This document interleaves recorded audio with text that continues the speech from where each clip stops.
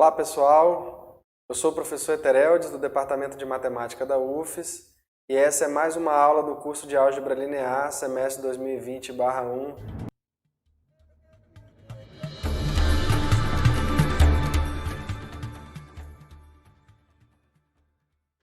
Então pessoal, essa é a última aula teórica aí do nosso curso de Álgebra Linear. Nela nós vamos estudar um pouco mais sobre diagonalização e um algoritmo aí para a gente saber se uma matriz ou um operador, né, é diagonalizável ou não. Bom, então vamos pegar aqui uma matriz A, n por n. A, n por n. A é diagonalizável se somente se, né, existe A é diagonalizável se somente se, isso a gente viu na aula passada, né? Existe uma base de Rn formada por autovetores de A. Ou seja, isso é equivalente a dizer, né, que existe P, é equivalente a dizer que existe P n por n, existem P n por n e D diagonal, D n por n também diagonal, P inversível, D diagonal, tal que a matriz A se escreve como P de P a menos 1. P é uma matriz inversível e as colunas de P são justamente os autovetores de A, né? Isso a gente viu aí na aula passada. E agora a gente vai desenvolver isso um pouco mais, né? A gente viu uma outra coisa também, que é o seguinte, olha. V é autovetor de A, e aí vai sair uma coisa natural daqui. V é autovetor de A com alto valor associado lambda se AV é igual a lambda V, V não nulo. Bom, mas dizer isso é equivalente a dizer que V não nulo pertence, que V é um vetor não nulo, pertencente ao núcleo da matriz A menos lambda I. Né? Porque eu já expliquei isso, né? Lambda vezes V é lambda vezes a identidade vezes V, passa para o outro lado, que você tem exatamente essa... Dizer que V é um autovetor com um lambda associado, é dizer que V é um vetor não nulo no núcleo dessa matriz. Bom, dizer que existe um vetor não nulo no núcleo dessa matriz, existe V diferente de zero pertencente ao núcleo dessa matriz, A menos lambda I, se somente se essa matriz for não inversível, porque ela é n por n, né? Então, se o núcleo dela só tiver o zero, ela é invertível. Então, isso aqui é equivalente a dizer, essa matriz é não invertível, é equivalente a dizer que o determinante dessa matriz A menos lambda I é zero. Bom, então, vejam, o que a gente precisa procurar, a princípio, são os valores, né, reais lambda, tal que o determinante de A menos lambda I é igual a zero. Por quê? Esses são os únicos caras possíveis para que pode, né, existir um V, na verdade vai existir um V diferente de zero, tal que AV seja lambda V. Os únicos lambdas possíveis para isso acontecer são os lambdas tal que o determinante de A menos lambda I seja zero. Bom, isso nos impele, né, a fazer uma definição, que é a definição do polinômio característico. Olha. Porque nós vamos procurar todos os lambdas tal que o determinante de A menos lambda I seja igual a zero. Então eu vou definir aqui, ó, o polinômio característico de A, como sendo, né, por definição aqui, vou chamar assim PA de T, como sendo justamente o determinante de A menos TI. Então, para cada T, você tem um número, né? Isso aqui vai me dar um polinômio. E esse é um polinômio, né? O grau desse polinômio, pela definição do determinante, o grau desse polinômio é n, exatamente n. Isso me diz que eu tenho no máximo n números distintos, né? Tal que determinante de A menos lambda I é igual a zero. Porque os caras, tal que A menos lambda, o determinante é zero, são as raízes desse polinômio, chamado polinômio característico. Bom, vamos ver um exemplo aqui, ó. Se A é a matriz, por exemplo, 4, 2, 2, 2, 2, 4, 2, 2, 4, então os autovalores de A são as raízes do polinômio característico de A. Então, quem é o PA de T? Bom, o PA de T vai ser, por definição, o determinante dessa matrizinha aqui, ó. Vou escrever ela aqui, ó. 4 menos T, 2, 2, 2, 4 menos T, 2, 2, 2, 4 menos T. Então, isso implica que os autovalores, né, esse determinante, né, fazendo as contas, a gente obtém que esse polinômio é t menos 2 ao quadrado, 8 menos t. E os autovalores de A, então, seriam as raízes desse polinômio, é 2 e t, 2 e 8. É fácil ver que o 2 é raiz, né? Porque o determinante aqui vai dar zero quando t for 2, vai ficar as colunas tudo 2. Então, dá para ver que as colunas aí são LD, né? Portanto, o determinante é igual a zero para t igual a 2. Para t igual a 8 também é fácil ver que o determinante é zero, mas o que a gente deve fazer mesmo é calcular aqui o determinante e mostrar que esse determinante se escreve dessa forma. É uma continha aí que eu vou deixar para vocês fazerem.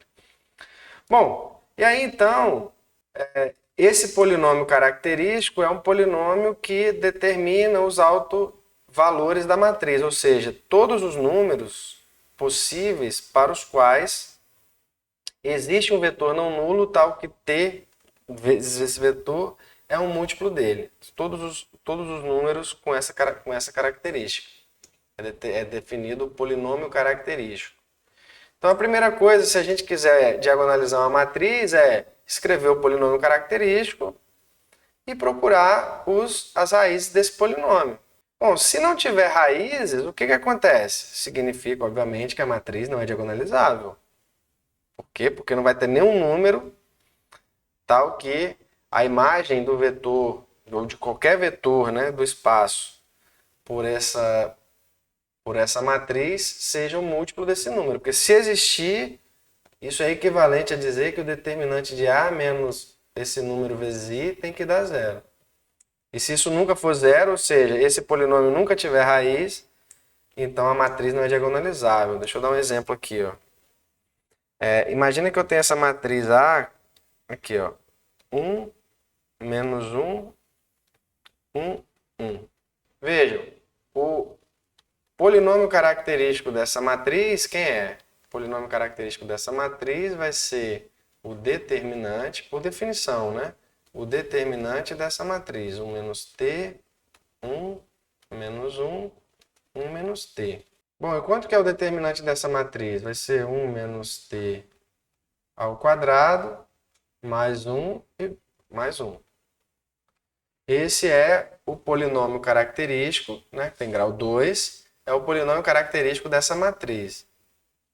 Esse polinômio tem raízes?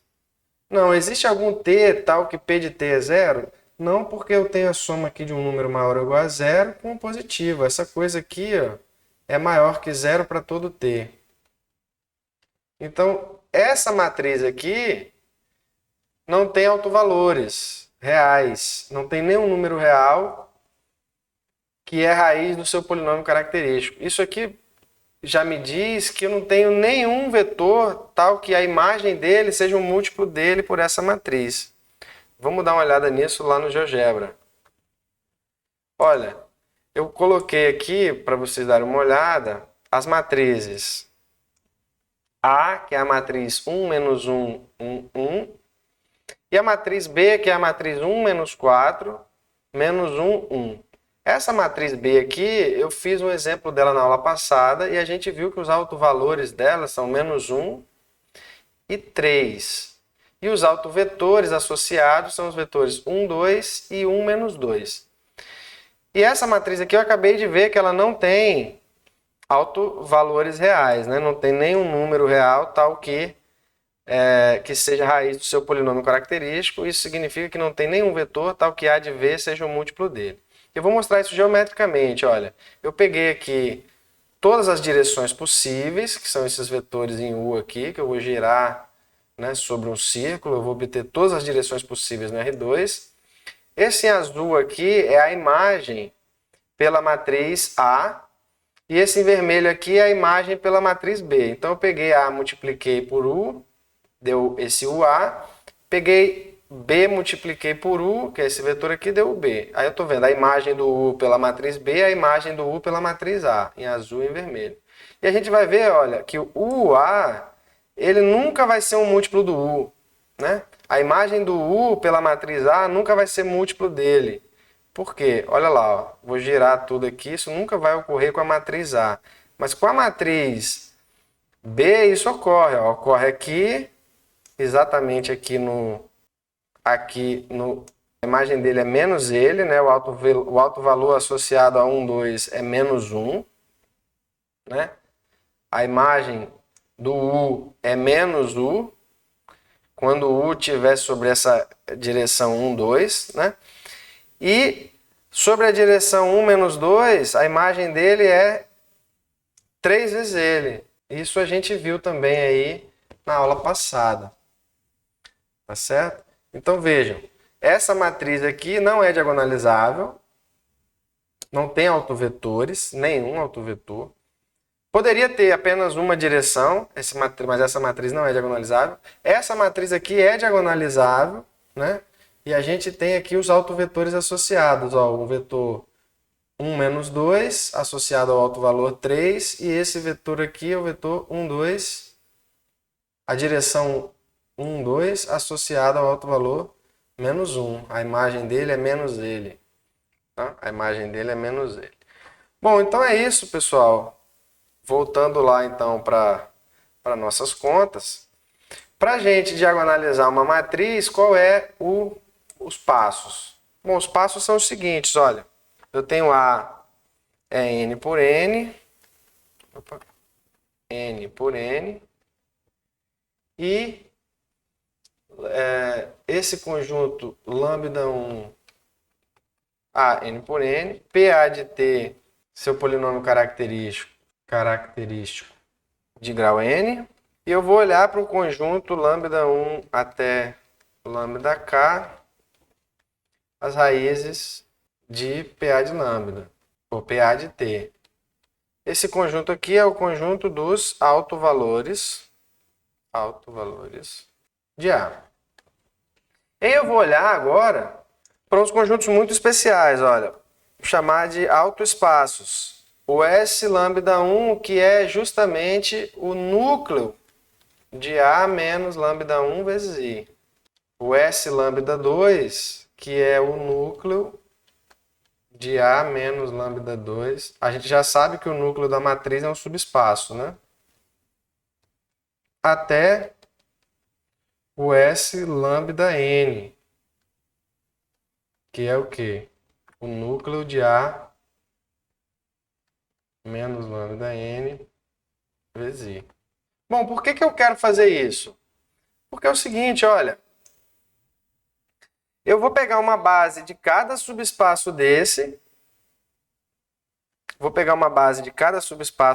aqui, e vou pegar uma base de cada subespaço desse, para dizer que é o espaço lambda I, V, K e I, base de S lambda I.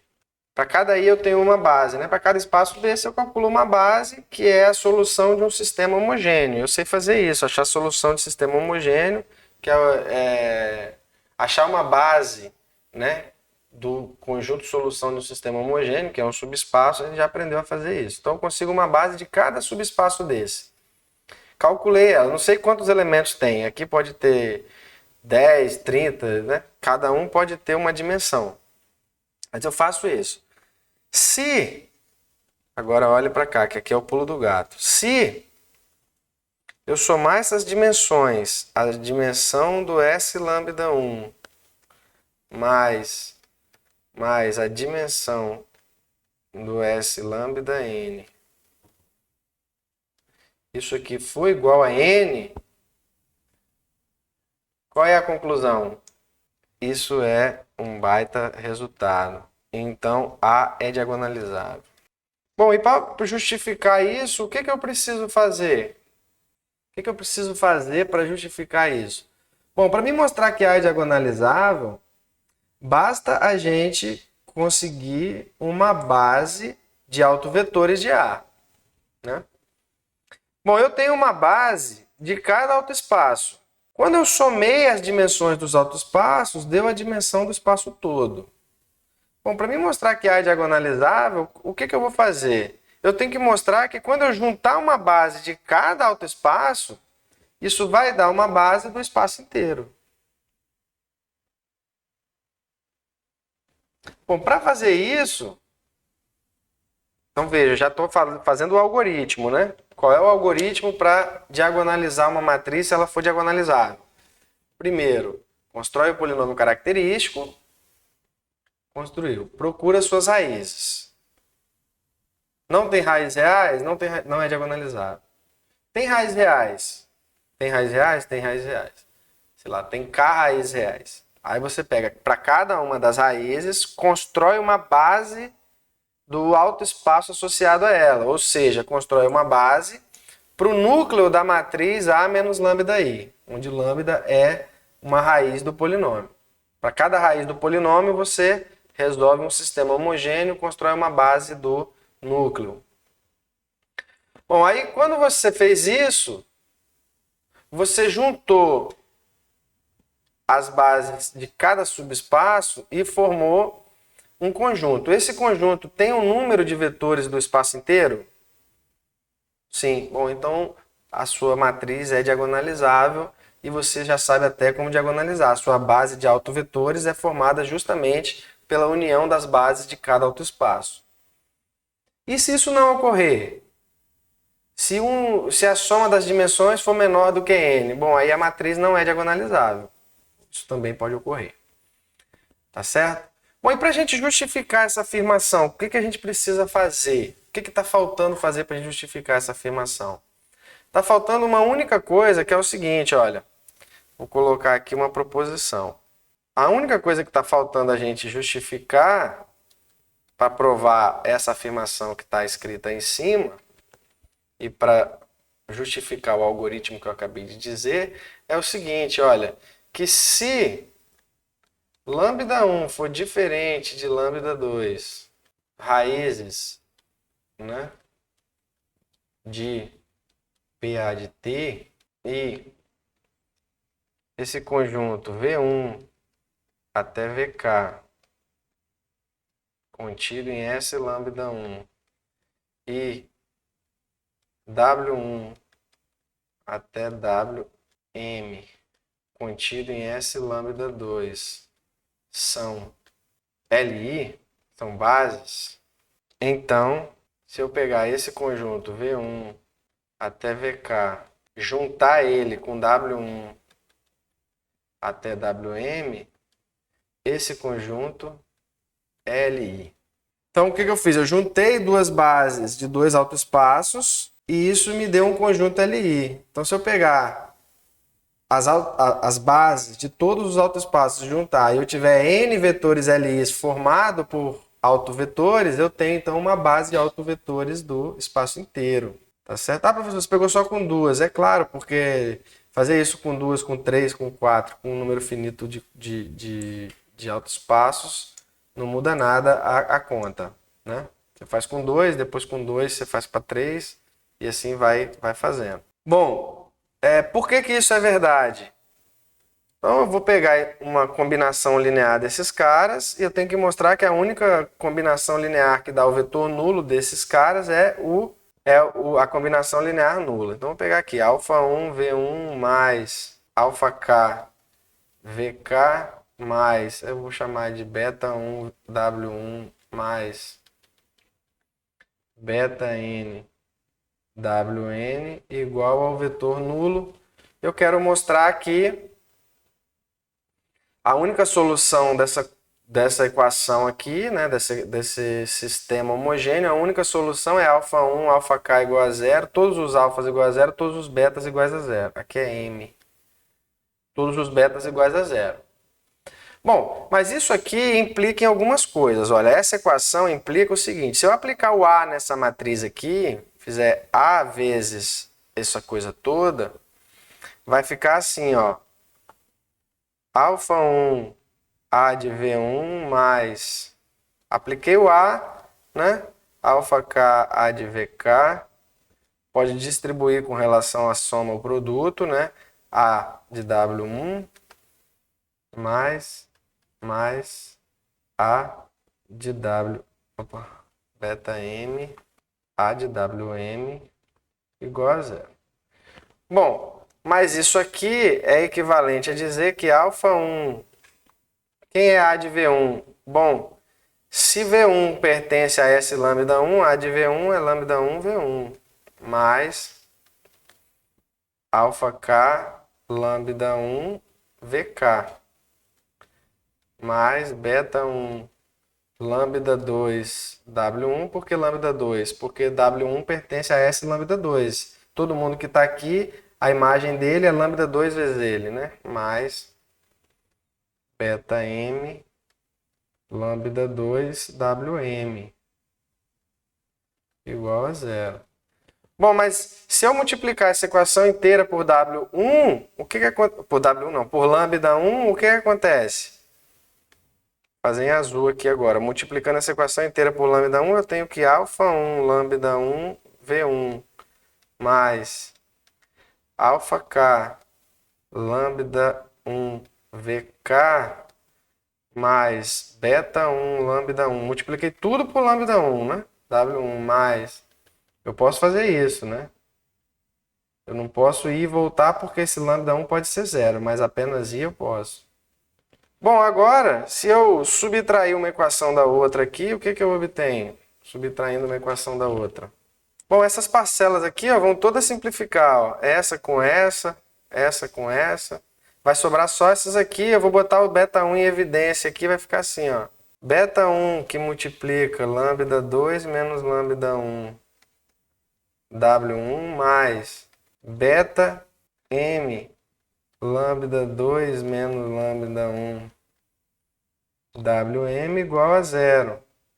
Bom, mas isso aqui é dizer que lambda 2 menos lambda... Opa!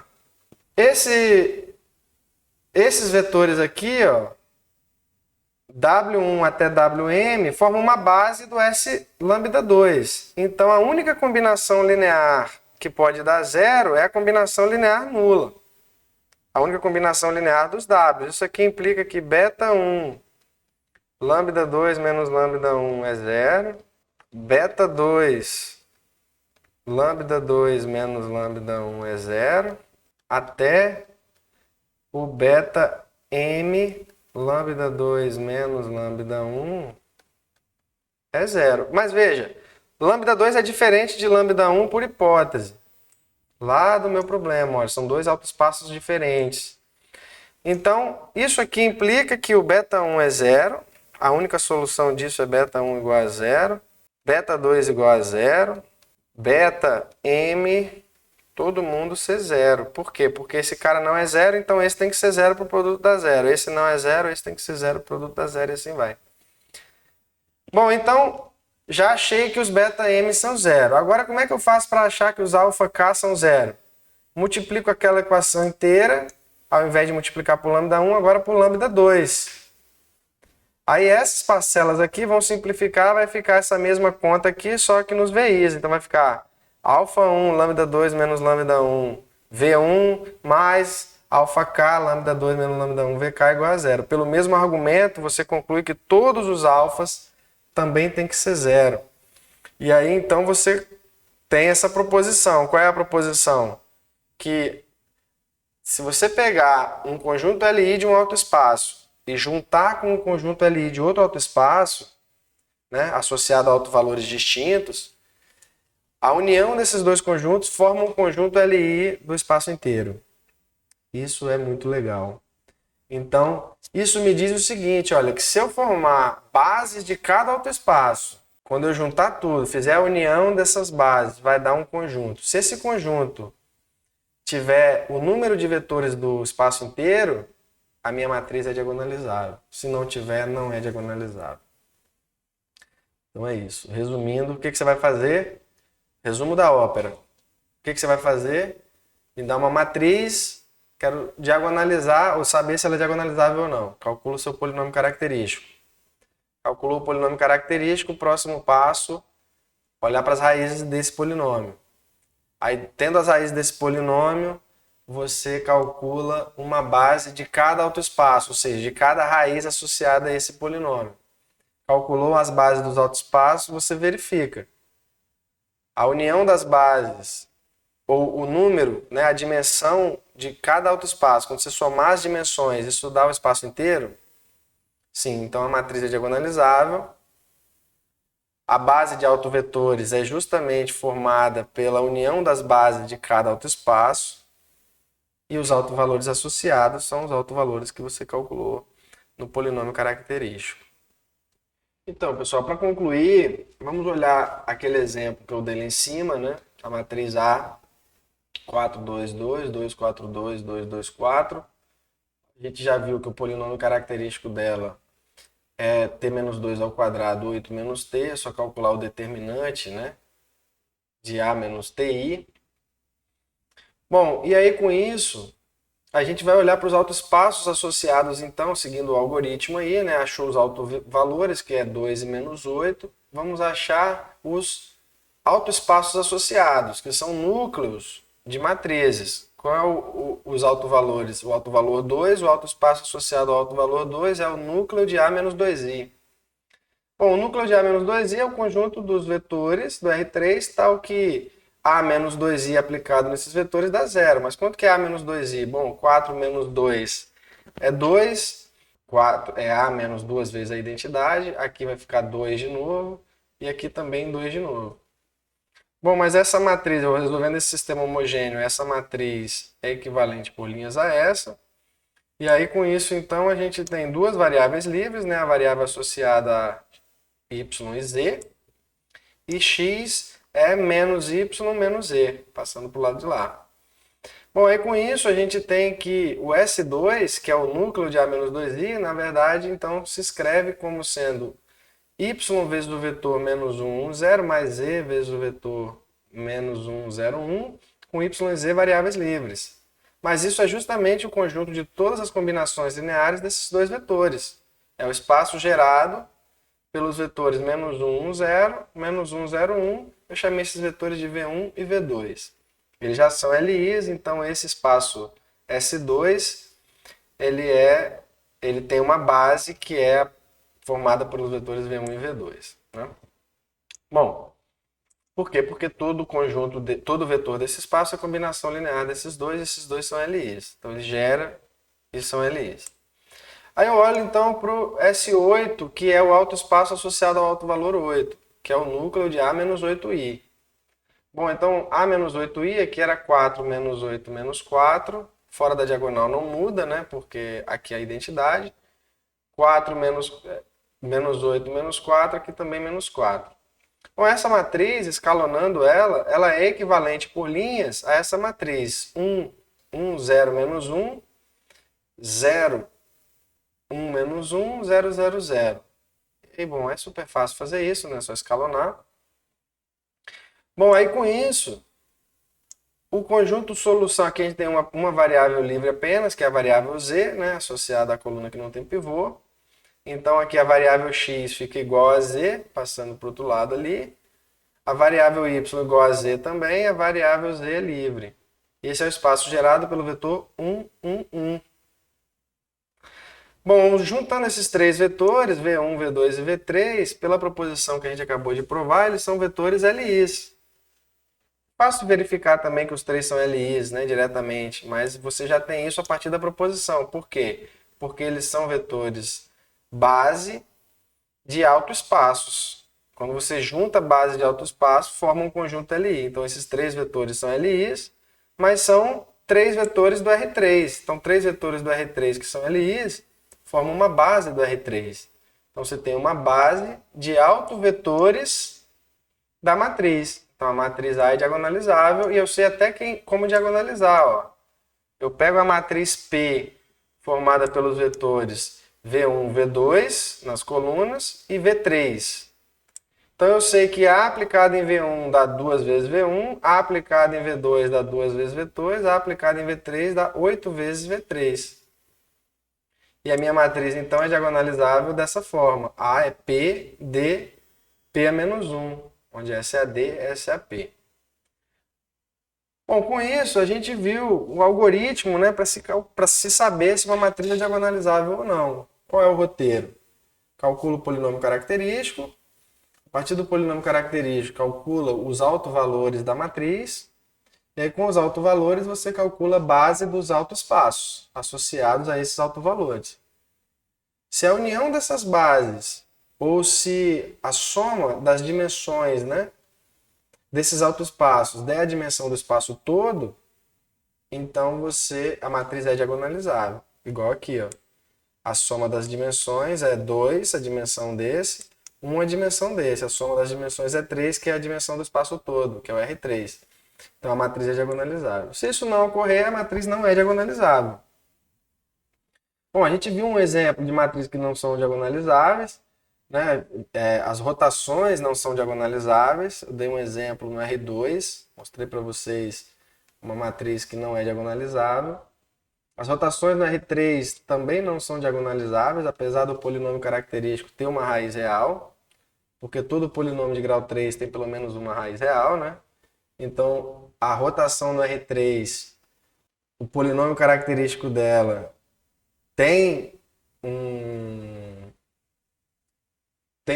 o polinômio característico tem uma raiz real, tem um alto valor, né? As matrizes no R3 sempre tem um alto valor real. E a gente sabe até quem é o autovetor associado, né? Você faz a rotação no R3 em torno de um eixo, a gente sabe que os vetores sobre o eixo, quando você rotaciona, permanece no mesmo lugar, você vai rotacionar em torno do eixo, então o vetor em cima do eixo, a imagem dele é ele mesmo.